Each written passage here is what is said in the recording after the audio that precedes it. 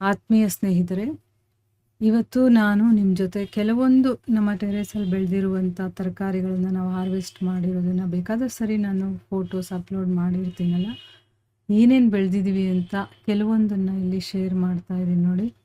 Beans, ಮತ್ತು spring onion, ಕೊತ್ತಂಬರಿ ಸೊಪ್ಪು, ಮೀಟ್ರ್ ಬೀನ್ಸು, ಹಲಸಂದಿ, ಮೆಂತ್ಯ ಸೊಪ್ಪು, ಆಮೇಲೆ ಸಬ್ಬಕ್ಕಿ ಸೊಪ್ಪು, ಆಮೇಲೆ ಟೊಮೆಟೊ, ಇದೆಲ್ಲ ಆಲೂಗಡ್ಡೆ, ಹಾಗಲಕಾಯಿ, ಇನ್ನೂ ಬೇಕಾದಷ್ಟನ್ನು ಈಗ ಟ್ರೈ ಮಾಡ್ತಾ ಇದ್ದೀವಿ ಬೆಳೆಯೋದಕ್ಕೆ.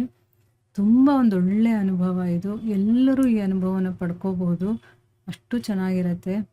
ಆ ಮಣ್ಣನ್ನು ರೆಡಿ ಮಾಡಿ ಬೀಜವನ್ನು ಹಾಕಿ ಆಮೇಲೆ ಅದು ಮೊಳಕೆ ಬರುತ್ತಲ್ಲ, ಅವಾಗ ಎಷ್ಟು ಖುಷಿ ಆಗುತ್ತೆ.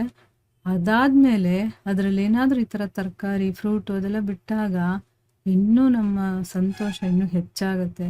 ನೋಡಿ, ಅವರೆಕಾಯಿ ಕೂಡ ನಾವು ಬೆಳೆದಿದ್ವಿ, ಸ್ವಲ್ಪ ಬಂದರೂ ಪರವಾಗಿಲ್ಲ, ಆದರೆ ಅದರಲ್ಲಿ ಸಿಗುವಂಥ ಆನಂದ ಇದೆಯಲ್ಲ, ಅದು ತುಂಬಾ.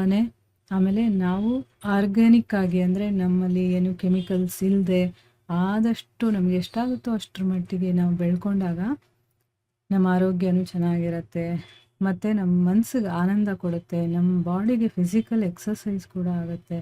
ನನಗಂತೂ ತುಂಬ ಇಷ್ಟ ಆಯಿತು, ಅದಕ್ಕೆ ನಿಮ್ಮ ಜೊತೆ ಶೇರ್ ಮಾಡ್ಕೋಬೇಕು ಅಂತ ಅನ್ನಿಸ್ತು. ಧನ್ಯವಾದಗಳು.